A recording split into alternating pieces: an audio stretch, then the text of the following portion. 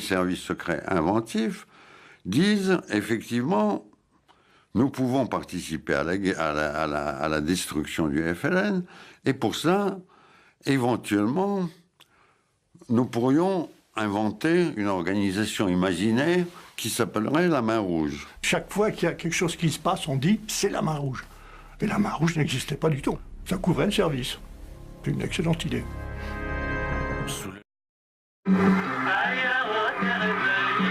La décolonisation se poursuit. L'Indochine et l'Algérie ont conquis leur liberté par les armes. Pour les colonies d'Afrique noire, les guerres ouvertes seront évitées. Le général de Gaulle a accepté qu'elles prennent leur indépendance.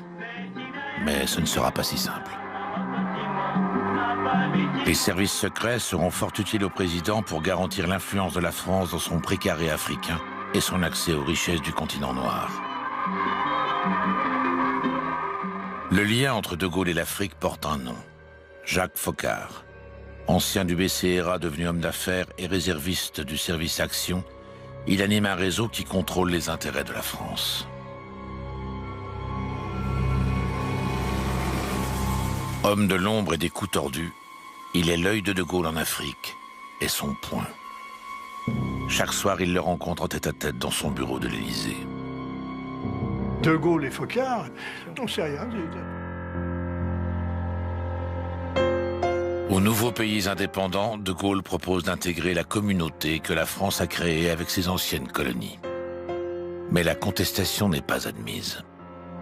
Plusieurs leaders africains refusant le projet gaullien vont payer cher cet affront. L'expérience acquise dans la lutte contre le FLN va servir aux SDEC en Afrique noire.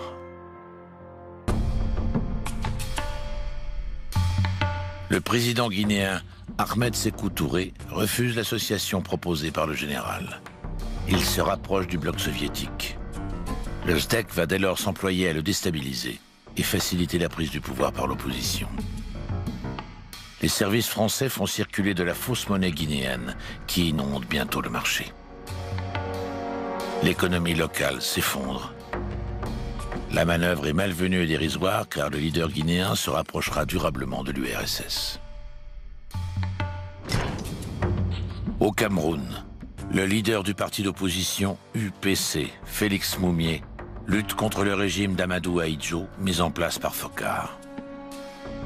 William Bechtel, ancien du BCRA, réserviste doyen du service Action, est envoyé à Genève pour l'assassiner. Bechtel a joué le journaliste qui voulait interviewer Félix Moumié. Et au cours du repas, Bechtel a empoisonné d'abord le pastis, l'apéritif, avec du thallium. Félix Moumié a trouvé que le pastis avait mauvais goût et ne l'a pas bu. Alors Bechtel a remis du thallium sur le plat de résistance. Ce qui fait qu'en partant, Félix Moumié a dit on ne va pas leur laisser l'apéritif qu'on n'a pas bu. Et il a bu l'apéritif. Autrement dit, il avait pris une double dose de thallium. Donc, il ne pouvait pas vivre très longtemps et il s'est rendu compte tout de suite qu'il était empoisonné. Sécession katangaise de 1960 que la France appuie avec ses mercenaires autour de Bob Denard. Foccart est présent avec ses mercenaires lors de la sécession de la province pétrolière du Biafra, au Nigeria. Le soutien clandestin de la France a prolongé le conflit de plusieurs années et provoqué la mort de dizaines de milliers de personnes dans une catastrophe humanitaire majeure. Derrière cette opération, en réalité, il y avait un intérêt pétrolier indiscutable des Français qui se disaient tiens, si on met la main sur le pétrole, ça serait pas mal. En réalité, la guerre du Biafra, c'est une guerre entre les compagnies pétrolières, je dirais, anglophones, et les Français. On peut habiller ça comme on veut, mais le fond de l'histoire, il est là. Au prix de milliers de vies. Pardon ? Au prix de milliers de vies. Ah oui, ça c'est sûr. Ça, je vous dis pas le contraire. À partir du moment, par exemple, où vous récupérez des minerais qui vont être traités ensuite en France, à partir du moment où vous extrayez du pétrole et que c'est du bon... Enfin, à partir du moment où vous avez des activités qui sont des activités qui vont apporter à l'économie française un développement, évidemment, c'est une bonne justification quand même, hein. Alors vous me direz, oui, mais peut-être que la partie amont a peut-être été très morale. C'est vrai, mais les autres font pareil. Alors vous me direz, c'est pas une excuse. Hein, ça c'est vrai. Mais le monde n'est pas un monde angélique. Hein. C'est moins qu'on puisse dire. Sur le moment, on ne se pose pas de questions, puis après, en y repensant, on se dit quand même, est-ce que c'était bien ou mal? Et puis on se dit, bon, quand même, c'était pour la France, comme on dit. On feint de croire que Jacques Foccart serait une sorte de franc-tireur, un électron libre.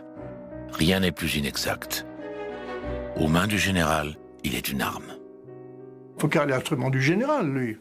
Le général de Gaulle n'a jamais aimé les services secrets et ces méthodes de gangster des services secrets. Alors, il fermait les yeux, là, et puis il avait un Deus ex machina qui était Foccart. Il faisait ça par personne interposée, mais il ne voulait pas le savoir. Il a toujours considéré ça comme absolument nécessaire. J'ai tendance à croire que pour lui, c'était un mal nécessaire. C'est-à-dire que, si vous voulez, il n'avait pas... pour lui, c'était pas... Lui, c'était un soldat traditionnel, si vous voulez. La guerre du renseignement, il faut reconnaître que c'est pas très traditionnel. Depuis l'appel du 18 juin 1940, un quart de siècle s'est écoulé. Conçu pour lutter contre le nazisme, consolidé en Indochine, en Afrique noire et en Algérie, les services secrets français sont à la fois puissants, redoutés et très fragiles. Le milieu des années 60, c'est le pic de la guerre froide. Les services secrets français en font désormais leur priorité. On oublie seulement une chose, c'est qu'une grande partie de l'argent qui est dans notre porte-monnaie vient précisément de l'exploitation, depuis des siècles, de l'Afrique. Pas uniquement, mais beaucoup viennent de l'exploitation de l'Afrique. Alors, il faut avoir un petit peu de bon sens, je ne dis pas de générosité, de bon sens, de justice, pour rendre aux Africains, je dirais, ce qu'on leur a pris, d'autant que c'est nécessaire si l'on veut éviter les pires convulsions ou difficultés avec les conséquences politiques que ça comporte dans le prochain avenir.